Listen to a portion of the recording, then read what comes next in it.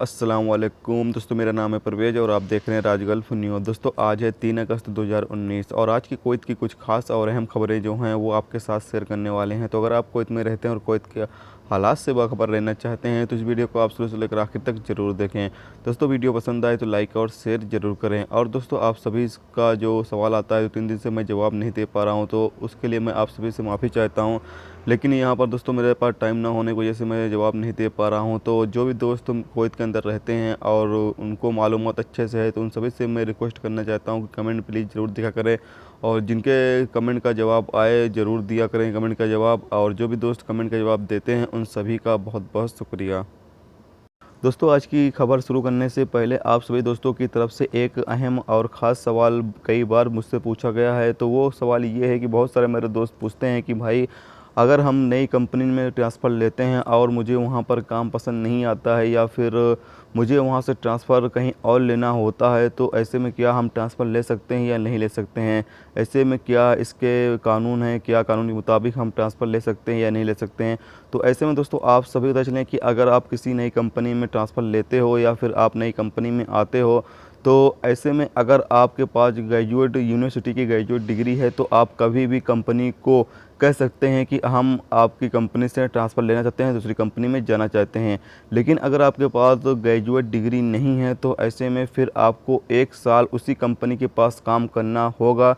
कानून के मुताबिक आपको 1 साल तक उसी कंपनी के पास काम करना होगा, उसके बाद ही आप ट्रांसफ़र के लिए अपनी कंपनी को कह सकते हैं। लेकिन 1 साल पूरा होने के बाद अगर आप अपनी कंपनी के से कहते हैं कि हम आपके पास काम नहीं करना चाहते हैं, हम दूसरी जगह ट्रांसफ़र लेना चाहते हैं जहां पर आपको बेहतर तनख्वाह मिल सके, तो ऐसे में अगर आपकी कंपनी चाहे तो आपको ट्रांसफ़र दे सकती है, अगर नहीं चाहती तो फिर वो आपको ट्रांसफ़र अगर नहीं देती है तो ऐसे में आपको करना क्या होगा? आपको कानून का सहारा लेना होगा, यानी कि आपको आपके पास जो भी लेबर ऑफिस हो या जो भी सामाजिक मामले हों वहाँ पर आपको आपके कंपनी के ख़िलाफ़ केस करना होगा, यानी कि मामला दर्ज करना होगा। वहाँ पर आपकी और आपकी कंपनी की सुनवाई की जाएगी और फिर वहाँ पर जो अदालत होगी वो आप पर ये फ़ैसला फिर लागू कर सकती है कि आप अपने कंपनी जो भी कंपनी में फ़िलहाल भी आप काम कर रहे हैं उसके साथ ही बने रहने की सलाह दे सकती है या फिर आपको दूसरी जगह ट्रांसफ़र करने की भी यानी कि इजाज़त दे सकती है। तो ये फिर जो भी फ़ैसला होगा वो लेबर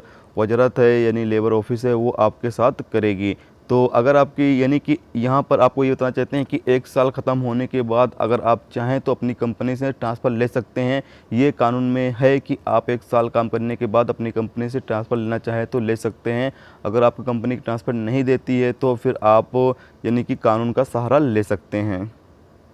दोस्तों आज की पहली खबर ये है कि कुवैत डॉक्टरों, नर्सों और तकनीशियन को नए अस्पतालों में केडी 32.16 मिलियन की रकम देने की सालाना लागत है। अल-कसाब रिपोर्ट के मुताबिक पिछले माली साल में वजारत सेहत ने इस लागत को कवर करने के लिए वजारत को लिखा था, जिसमें 3,255 गैर मुल्की वर्करों के तनख्वाह और बोनस शामिल थे, जिसमें 680 डॉक्टर और 2,575 नर्स और तकनीशियन शामिल थे, जिन्होंने बोनस टाइम पर अपनी सर्विस को शामिल किया था।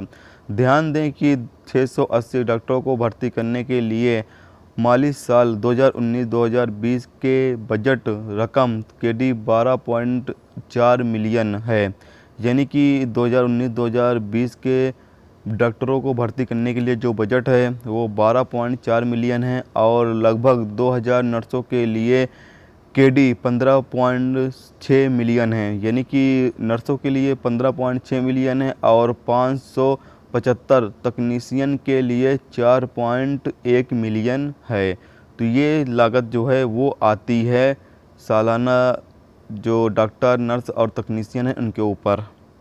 दोस्तों अगली अपडेट ये है कि कुवैत अल फिरदौस और अंडालूस एरियाओं के बीच Sheikh Zayed Al Nahyan highway पर पुल में आग लग गई, जिसमें कोई जख्मी नहीं हुआ।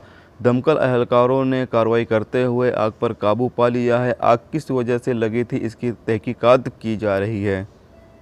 दोस्तों अगली अपडेट ये है कि कुवैत तानो स्टेट पर एक गाड़ी में आग लग गई। फायर फाइटर्स मौके पर पहुँच कर कार्रवाई करते हुए आग पर काबू पा लिया।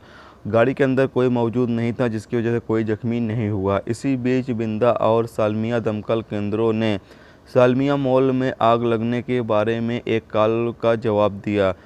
दूसरी कारों में फैलने से पहले ही आग पर काबू पा लिया गया। आग किस वजह से लगी थी, इसकी तहकीकात जारी है।